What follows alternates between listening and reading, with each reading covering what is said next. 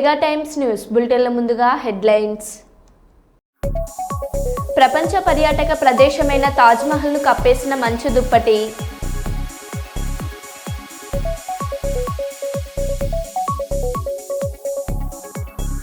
Madhapur Ayyappa society అక్రమ నిర్మాణం వద్దకు చేరుకున్న బాహుబలి క్రేన్. శ్రీశైలంలో చిరుతపులి కలకలం.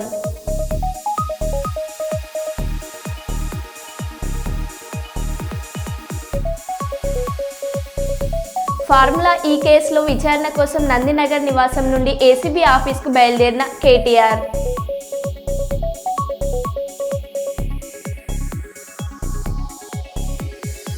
బ్లాక్ బెల్ట్ సాధించిన కరాటే విద్యార్థులను అభినందించిన ఎమ్మెల్యే గౌరు చరితారెడ్డి.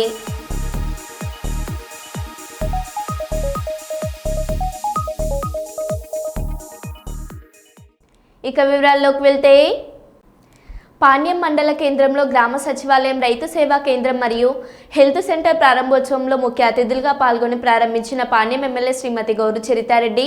ఈ కార్యక్రమంలో మండల తహసీల్దార్, ఎంపీడీఓ, సంబంధిత వివిధ శాఖల అధికారులు మరియు నాయకులు, కార్యకర్తలు తదితరులు పాల్గొన్నారు.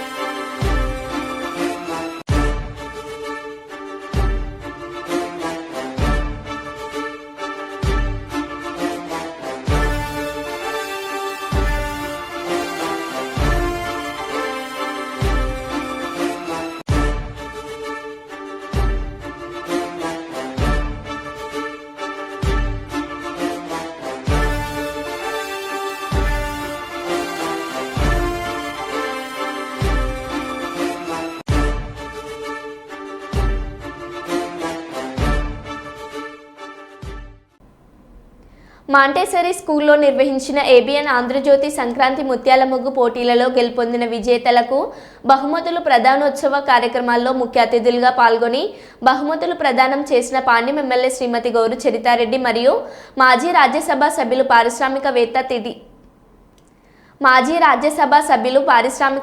టీజీ వెంకటేష్.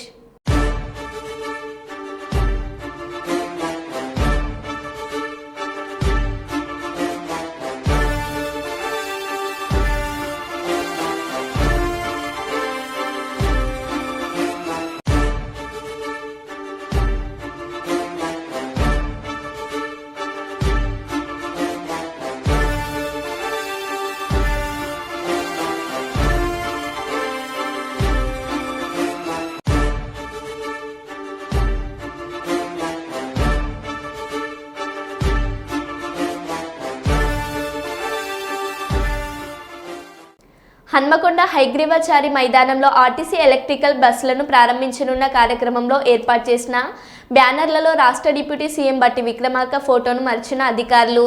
తప్పును గుర్తించి కార్యక్రమానికి ముందు డిప్యూటీ సీఎం ఫోటోను అతికించిన అధికారులు.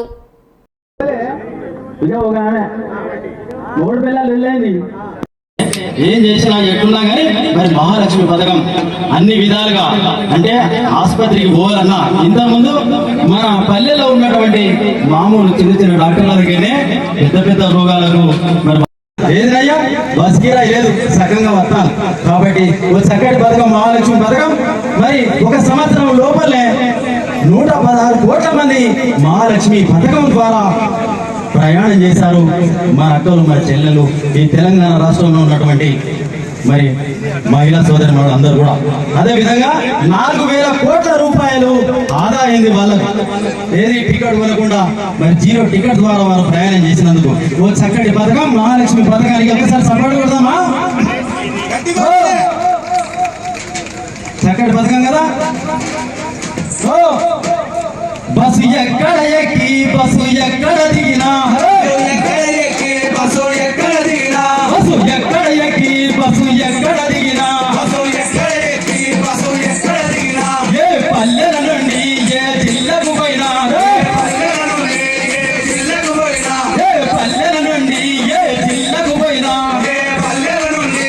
జిల్లకు పోయినా, ఆర్టీసీ బస్సులో అక్కలారా మీకు ఉచిత ప్రయాణం మా తల్లుల.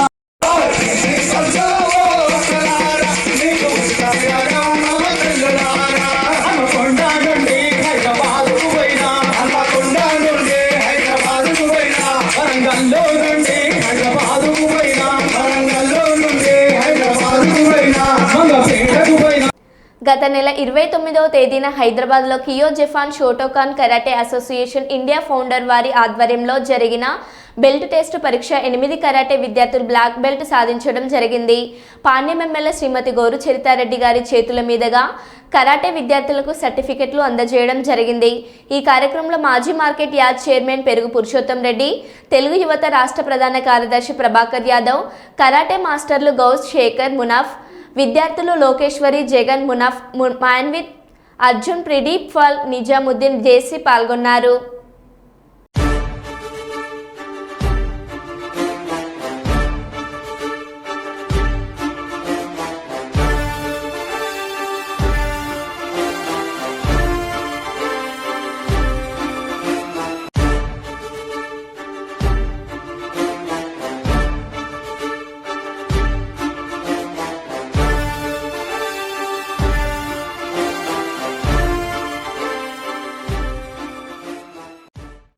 యూపీఎస్సీ పరీక్షలు రాసే యువతను ప్రోత్సహించాలనే ఆలోచనతో 1,00,000 ఆర్థిక సాయం అందిస్తున్న మీ తల్లిదండ్రులతో పాటు ప్రభుత్వం కూడా మీరు సెలెక్ట్ కావాలని బలంగా కోరుకుంటుంది.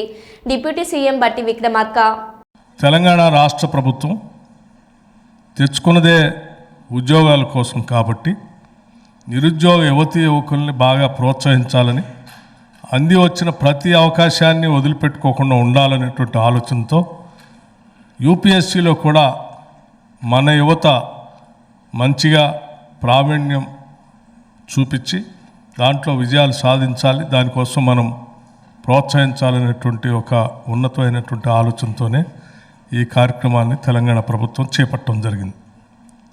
40 మంది మెయిన్స్లో ప్రిపేర్ అయ్యి ప్రిలిమ్స్ కోసం ఉత్తీర్ణులు కావటం కోసం ప్రయత్నం చేస్తే దాంట్లో 20 మంది మెయిన్స్లో పాస్ అయ్యి ఈరోజు ఇంటర్వ్యూకి సెలెక్ట్ అయి ఉన్నటువంటి ఆ 20 మందిని కూడా ప్రోత్సహించి వారికి కూడా ₹1,00,000 చెక్నిచ్చి ప్రోత్సహిస్తే ఆ ఇంటర్వ్యూకి ఢిల్లీ పోయినప్పుడు యూపీఎస్సీ ఎగ్జామ్ కోసం అక్కడ ఇక్కడ ఉండటానికి కావాల్సిన పరిస్థితుల్లో రెంట్కి ఉండాల్సిన పరిస్థితి వస్తుంది, భోజనం ఖర్చులు ఉంటాయి, కొద్దిగా కోచింగ్ సెంటర్ పోతే వాళ్ళ ఫీజు ఉంటుంది.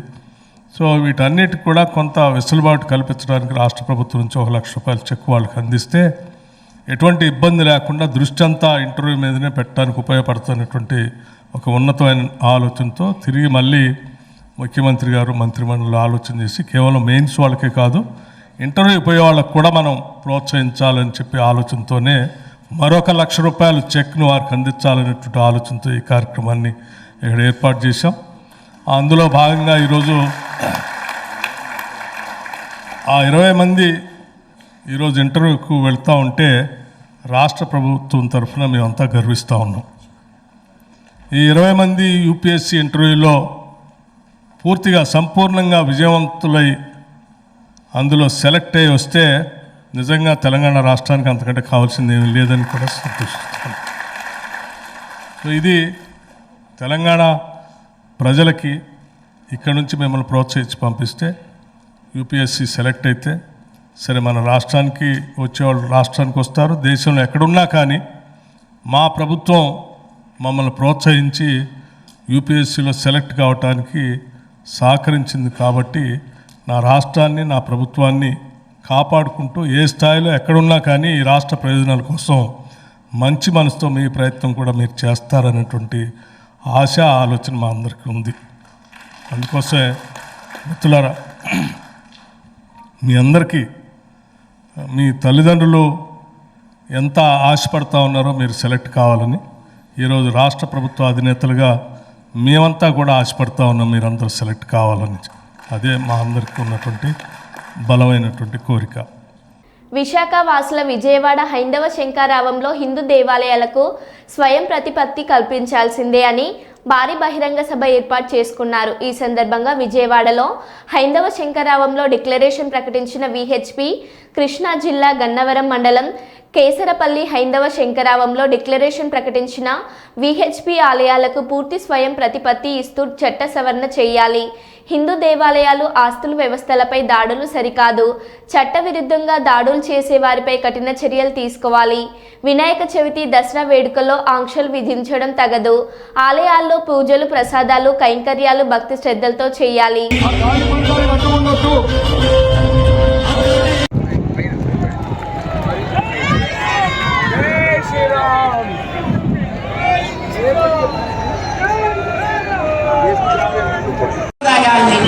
పరిరక్షించేటటువంటి ఇలాంటి మహానుభావులు ఏ నిర్ణయం చేస్తారో దానికి వచ్చే పైస ఎట్లా వాడాలో, ఏ సమయాల్లో చేయాలో, ఎంత చేయాలో వారు చేసినటువంటి నిర్ణయాలని అమలుపరచగలిగే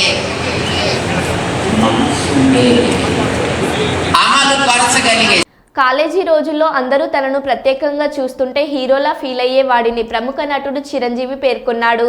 హైదరాబాద్లో హైటెక్స్లో నిర్వహించిన క్యాబలిస్ట్ గ్లోబల్ బిజినెస్ కాన్ఫరెన్స్ 2025కు ఆయన ముఖ్య అతిథిగా హాజరై మాట్లాడారు. కాలేజీ రోజుల్లో ప్రదర్శించిన రాజీనామా నాటకానికి గాను నాకు అవార్డు వచ్చింది. ఆ తర్వాత అందరూ నన్ను ప్రత్యేకంగా చూస్తుంటే హీరోలా ఫీల్ అయ్యే వాడిని. ముఖ్యంగా అందమైన అమ్మాయిలు చూస్తుంటే ఇంకా ఖుషిగా అనిపించేదని చిరంజీవి అన్నారు. అనుకున్నవాడిని. ఆ తర్వాత నెక్స్ట్ ఏంటి అంటే నాకు దారి కనపడలేదు. మహా అయితే కనుక ఒక సబ్ లెఫ్టినెంట్ గానో, లెఫ్టినెంట్ గానో, మళ్ళీ నేవీలోనో, పడవల్లోనో ప్రయాణం చేయాలి, షిప్పులో. అది కాదు, something else is bothering me. ఏం చేయాలి అని అనుకుంటుండగా నాకు అనిపించింది, కాలేజీలో అనుకోకుండా ఒక డ్రామా వేశాను. ఆ డ్రామా పేరు రాజీనామా. రాజీనామాలో నాకు బెస్ట్ యాక్టర్ వచ్చేసింది. వెంటనే ఆ ఫోటోగ్రాఫ్ ప్రింట్ చేసి మా కాలేజీ మ్యాగజైన్లో వేసిస్తారు. అండ్ అక్కడి నుంచి ఎక్కడికి వెళ్తున్నా సరే అమ్మాయిల దగ్గర నుంచి, తోటి వాళ్ళ దగ్గర నుంచి నన్ను హీరోలాగా చూస్తుంటే అప్పుడు రాత్రి డ్రామా చూసాము. ఆ చైర్మన్ పాత్రలు అదరగొట్టేసా, చాలా బాగుంది అంటుంటే అప్పటిదాకా ఎవరు నన్ను అలా చూడని వాళ్ళు ప్రతి ఒక్కరు నడుచుకుంటూ వెళ్తుంటే, సైకిల్ మీద వెళ్తుంటే నన్ను అలాగ చూస్తారు. ఆ చూపులో అందమైన అమ్మాయిలు అలా ఇంకా చూస్తుంటే ఇంకా ఖుషిగా అనిపించేది. వావ్, అది ఎంత ఎంకరేజింగ్గా ఉండేదంటే, ఎస్ నా ఫ్యూచర్ యాక్టింగ్ అయితే ఎలా ఉంటుంది అన్నది అక్కడ సీడ్ పడింది. అక్కడి నుంచి నా ఇంట్రెస్ట్ డెవలప్ అయింది. అక్కడి నుంచి సినిమాలు చూడటం, సినిమా మీద దృష్టి పెట్టడం జరిగింది. డిగ్రీ అయిపోగానే ఏం చేయాలి అని నాన్నగారితో వాళ్ళతో డిస్కషన్ వచ్చినప్పుడు నేను మెడ్రాస్ వెళ్ళి సినిమా యాక్టర్ అవుతాను అనగానే, నాన్నగారికి సినిమాల మీద మక్కువ ఉంది. ఆ ఎక్కడ లోకల్గా సినిమా షూటింగ్ జరుగుతుండగా ఆ ప్రొడ్యూసర్ తోటి ఉన్నప్పుడు నాన్న 1-2 వేషాల్లో చిన్న చిన్న వేషాలు, మహా అయితే సెకండ్స్తో ఉంటుంది, 1 మినిట్ కూడా ఉండదేమో. ఏ సెంటర్గా నాకు ఇది ఎందుకు చేయకూడదు, చెయ్యొచ్చురా, కానీ అది మన ఏరియా కాదు, మనకు ఎవరు తెలిసిన వాళ్ళు లేరు, అక్కడ దిక్కుముక్కు లేదు, నీకు ఎవరు ఆసటగా నిలబడతారు, బాసటగా నిలబడతారు, ఎవరు నీకు చేయొత్తునిస్తారు, చాలా కష్టం. ఎక్కడో అన్నోన్ ఫీల్డ్కి వెళ్ళి నువ్వు రాణించగలవా, ఒంటరిగా వెళ్తున్నావు అని అంటే ఏదో గట్ ఫీలింగ్, నేను రాణిస్తాను అన్న నమ్మకం, నేను వస్తాను అన్న నమ్మకం. ఎందుకంటే ఏమనుకున్నా, ఏ బ్యాంక్ ఎంప్లాయీ అనుకున్నా, నాన్నగారిలాగా పోలీస్ డిపార్ట్మెంట్ అనుకున్నా, ఇంకోటి అనుకున్నా, నేవీ ఆఫీసర్ అనుకున్నా కిక్ ఇవ్వటం లేదు. అదే సినిమా యాక్టర్ అయితే యా అని అనిపించింది అని అప్పటి నుంచి సినిమా మీద దృష్టి పెట్టాలంటే నేను లింగులిట్టుకుంటూ వెళ్ళి 4 ఫోటోలు తీసుకుని ఆఫీసుకి వెళ్తే ఎవడో ఆదరించడు. నేను ఒక ఫిలిం ఇన్స్టిట్యూట్లో ట్రైనింగ్ అయ్యానండి. ఆమె ట్రైన్డ్ యాక్టర్ అని అంటే ఎంతో కొంత ఆదరణ ఉంటుంది. కూర్చొని చేసి టీ అని ఇస్తారేమో అనే ఉద్దేశంతో నేను ఫిలిం ఇన్స్టిట్యూట్లో జాయిన్ అయితే అక్కడ నేను అయ్యాను. ట్రైనింగ్ అయిన తర్వాత అక్కడి నుంచి ఏ ఒక్క రోజు కూడా రమ్మండి, ట్రైనింగ్ పూర్తి అవ్వకుండానే నన్ను, నా టాలెంట్ని చూసి ఆయా ప్రొడ్యూసర్లు అప్పటికప్పుడు నాకు వేషాలు ఇవ్వడం మొదలుపెట్టారు. నా ఫోటోలు తీసుకుని ఏ ఆఫీస్కి వెళ్ళలేదు, ఏ ఆడిషన్స్కి వెళ్ళలేదు నాకు. బట్ ప్రపంచ పర్యాటక ప్రదేశమైన తాజ్మహల్ను మంచు దుప్పటి కప్పేసింది. ఉత్తరాదిన భారీగా మంచు కురుస్తుండటంతో ఢిల్లీ, యూపీ, హిమాచల్ ప్రదేశ్ రాష్ట్రాల్లో ఇప్పటికే రైళ్లు, విమానాల రాకపోకలకు తీవ్ర ఇబ్బందులు తలెత్తుతున్నాయి. ఆదివారం తెల్లవారుజామున ఆగ్రాలో పెద్ద ఎత్తున మంచు కురవడంతో పాలరాయితో కట్టిన తాజ్మహల్ మంచు దెబ్బకు మాయమైనట్లు దర్శనమిచ్చింది.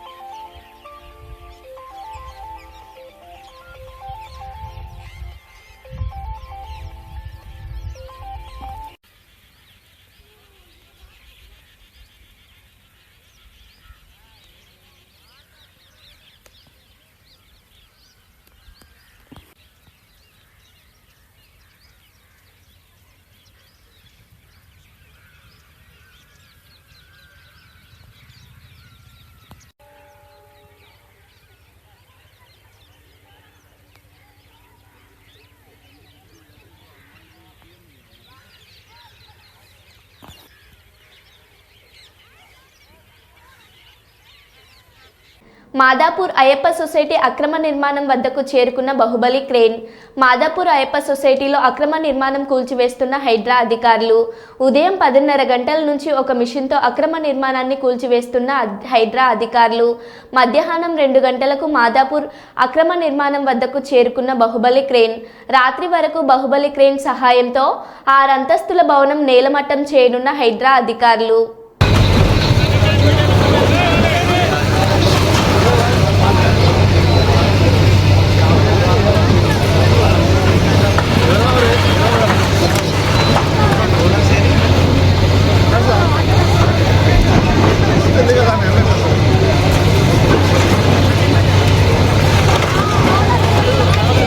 ఆంధ్రప్రదేశ్ రాష్ట్ర ప్రభుత్వ ఉత్తర్వులు అనగా జీవోలు ఇకపై ఇంగ్లీష్తో పాటు తెలుగులో కూడా అందుబాటులోకి తేవాలని నిర్ణయించడం హర్షణీయం. Doctor N Tulasi Reddy, Congress party రాష్ట్ర ముఖ్యమంత్రి అధికారి ప్రతినిధి.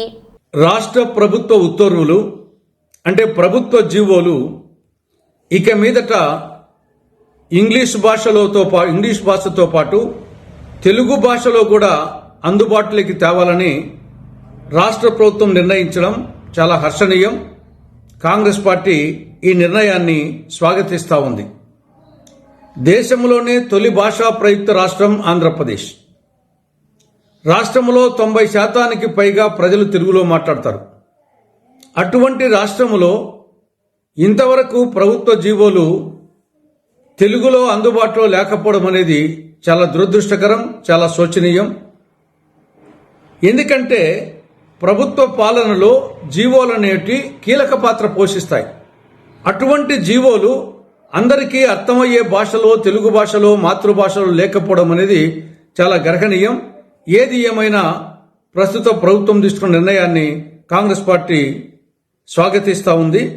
ఇది తెలుగు భాషాభివృద్ధికి ఒక ముందడుగని చెప్పేసి కాంగ్రెస్ పార్టీ భావిస్తూ ఉంది. అదే సమయంలో ఇంకా 3 నిర్ణయాలు తీసుకోవాలి. ఒకటి, గతంలో వైకాపా ప్రభుత్వం, జగన్ ప్రభుత్వం పాఠశాల విద్యలో తెలుగు మాధ్యమాన్ని రద్దు చేస్తూ జారీ చేసిన జీవో 85ను వెంటనే ఉపసంహరించుకోవాలి. పాఠశాల విద్యలో అటు ఆంగ్ల మాధ్యమాన్ని, ఇటు తెలుగు మాధ్యమాన్ని రెండింటినీ కొనసాగించాలి. ఏ మాధ్యమంలో చదవాలనేది అది విద్యార్థికి, వాళ్ళ తల్లిదండ్రుల ఇష్టాయిష్టాలకు వదిలిపెట్టాలి. మూడవది, తెలుగు మాధ్యమములో చదివిన విద్యార్థులకు విద్యా ఉద్యోగాలలో 3 నుండి 5% అదనపు మార్కులు వేయాలని కాంగ్రెస్ పార్టీ రాష్ట్ర ప్రభుత్వానికి విజ్ఞప్తి చేస్తూ ఉంది. పవన్ కళ్యాణ్ నా అచీవ్మెంట్ అని మెగాస్టార్ చిరంజీవి పేర్కొన్నారు. ఆప్తా ఆధ్వర్యంలో హైటెక్స్లో ఆదివారం నిర్వహించిన క్యాటలిస్ట్ గ్లోబల్ బిజినెస్ కాన్ఫరెన్స్ 2025కు ఆయన ముఖ్య అతిథిగా హాజరై మాట్లాడారు. పవన్ కళ్యాణ్ నా అచీవ్మెంట్, రామ్ చరణ్ నా అచీవ్మెంట్, మా కుటుంబంలో ఉన్న బిడ్డలు అందరూ నా అచీవ్మెంట్, వారందరినీ చూస్తుంటే ఇది కదా నేను సాధించింది అనిపిస్తుంది అని చిరు అన్నారు.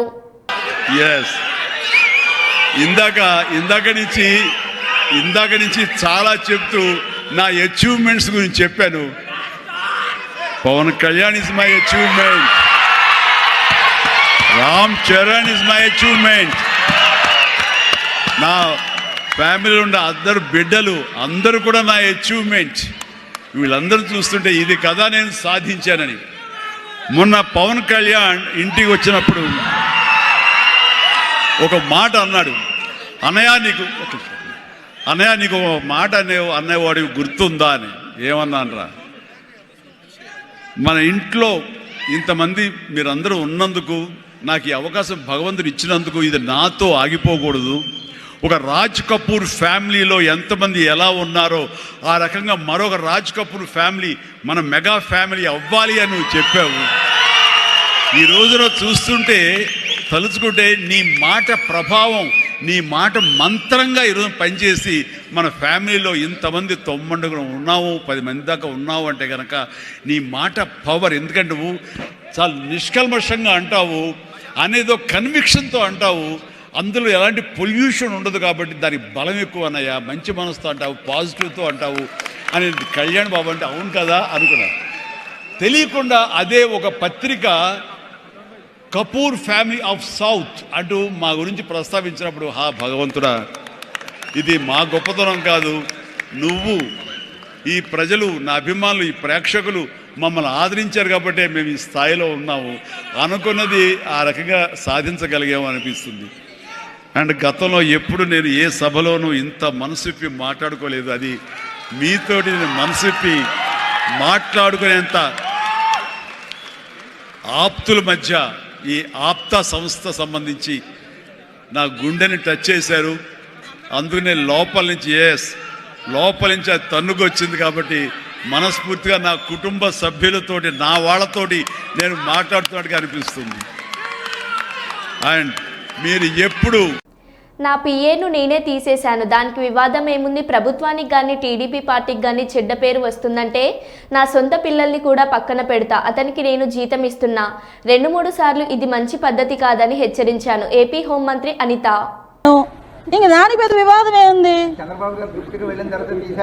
అయ్యా రామచంద్ర, మీకు నేను తీసి 10 రోజులు అయింది, మీకు నన్ను తెలిసింది. చంద్రబాబు నాయుడు గారికి నాకు ప్రైవేట్ పిఏ, నేను జీతం ఇచ్చుకుంటున్న అబ్బాయి, ఓకే, విషయం తెలిసింది, తీసి పడేసాం. వాస్తవం ఉంది. నాకు ఆరోపణలు వచ్చినాయి, నేను 2-3 సార్లు అలర్ట్ చేశా, మంచి పద్ధతి కాదు అని. నేను ఒకటేనండి, గవర్నమెంట్కి కానీ తెలుగుదేశం పార్టీకి కానీ డ్యామేజ్ అవుతుంది అనుకుంటే నా సొంత పిల్లల్ని కూడా పక్కన పెట్టడానికి నేను సిద్ధంగా ఉంటాను. గత నెల రోజులుగా మన విశాఖపట్నం కేంద్ర కారాగారం ఏదో ఒక సందర్భంలో రోడ్డు భద్రతా నియమాలను ప్రజలందరూ తప్పనిసరిగా పాటించాలని పెద్ద శంకరంపేట బస్టాండ్ ప్రయాణికులను ఉద్దేశించి మాట్లాడారు. ఆదివారం ప్రాంగణంలో భద్రతా వారోత్సవాల సందర్భంగా మాట్లాడుతూ ద్విచక్ర వాహనదారులు తప్పనిసరిగా హెల్మెట్ ధరించి వాహనం నడపాలని అన్నారు. మద్యం సేవించి వాహనాలు నడపరాదన్నారు. కుటుంబాలలో చిన్న భిన్నం చేసుకోవద్దని అన్నారు. మైనర్లు వాహనాలు నడిపితే తల్లిదండ్రులపై చట్టపరమైన చర్యలు తీసుకుంటామని తెలిపారు. ఈ కార్యక్రమంలో పెద్ద శంకరంపేట ఎస్ఐ శంకర్, పోలీస్ సిబ్బంది, నేషనల్ హైవే సిబ్బంది పాల్గొన్నారు.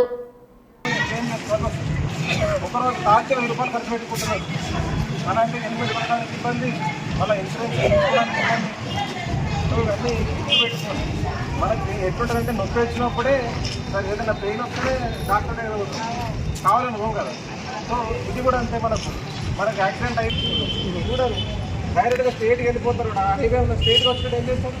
బుద్ధి ఆ బండి ఉంటుందే ఇంత, ఫస్ట్ బండి కన్నా ముందు మనమే కింద పడతాం. సాధారణంగా డ్రంక్ అండ్ డ్రైవ్లో పట్టుబడితే లైసెన్స్ రద్దు, కౌన్సిలింగ్ చెల్లాను చేస్తారు. కానీ ఉప్పల్ ఎస్హెచ్ఓ లక్ష్మీమాధవి స్థానికంగా ఓ వ్యక్తికి బుద్ధిచ్చేలా చేశారు. తాగొచ్చిన తండ్రిని ఉద్దేశించి కొడుకుతో, నాన్న నాకు నువ్వు కావాలి, నువ్వు మరోసారి తాగి బండి నడపనని ప్రామిస్ చెయ్యి అని తండ్రిని కదిలించేలా ఆమె ప్రమాణం చేయించారు. ఈ వీడియో చూసిన పలువురు మేడం మీరు గ్రేట్ అంటూ కీర్తిస్తున్నారు. నాకు నువ్వు కావాలి, ప్రామిస్ చెయ్యి.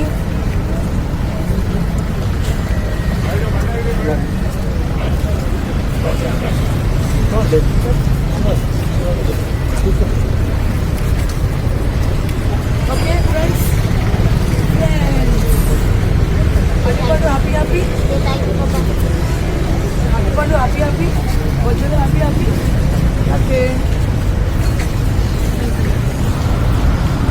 భారత్ పాకిస్తాన్ సరిహద్దుల ప్రగతి భవన్ చుట్టూ పోలీస్ పహారా ముళ్ళ కంచెలు వేశారు. డిసెంబర్ 7, 2023 మధ్యాహ్నం 1 గంటకు ముళ్ళ కంచెలను బద్దలు కొట్టారు. ప్రగతి భవన్ను ప్రజాభవన్గా మార్చారు. గత ప్రభుత్వం 10 సంవత్సరాలు ప్రభుత్వ ఉద్యోగాలలో ఉన్న ఖాళీలను భర్తీ చేయకపోవడం వల్ల ఉమ్మడి రాష్ట్రానికంటే ప్రత్యేక తెలంగాణ రాష్ట్రంలో మాకు ఎక్కువగా అన్యాయం జరిగిందని ఆలోచన చేసే పరిస్థితులు ఉత్పన్నమైనవి. అలాంటి పరిస్థితుల సందర్భంలో తెలంగాణ యువత సహకారంతో ప్రజాప్రభుత్వం ప్రజాపాలన ఏర్పడ్డది. అప్పటి వరకు ప్రగతి భవన్గా పిలువబడే ఈ ప్రాంగణం భారత పాకిస్తాన్ సరిహద్దుల మధ్య ఏ విధంగా ముళ్ళ కంచెలేసి ఎప్పుడు పహారాలు కాస్తూ సైన్యం మోహరించి ఉంటుండేనో ఈ భవంతుల చుట్టూతో కూడా ముళ్ళ కంచెలతోటి అదే విధమైన పోలీసుల పహారాల చుట్టూత ఎప్పుడూ నిరంతరం కాపలా ఉంటుండే. అలాంటిది డిసెంబర్ 7, 2023 నాడు మధ్యాహ్నం 1 గంటకు ఈ భవంతుల చుట్టూతో ఉన్న ముళ్ళ కంచెల్ని పటాపంచలు చేస్తూ బద్దలు కొట్టి తెలంగాణ ప్రజలకు ఇందులో ప్రవేశం కల్పించడం జరిగింది. ఈరోజు ప్రగతి భవన్ నుంచి ప్రజాభవన్గా మారడం, జ్యోతిరావు పూలే గారి పేరు పెట్టుకొని ఒక సామాజిక న్యాయాన్ని అందించాలి, తెలంగాణ యువతకు సమానమైన అవకాశాలు కల్పించాలన్న ఆలోచనతోటి ప్రతి కార్యక్రమాన్ని ప్రభుత్వం బాధ్యతాయుతంగా నిర్వహించడం మొదలుపెట్టింది. మరో బులెటిన్లో మళ్ళీ కలుద్దాం. Stay tune.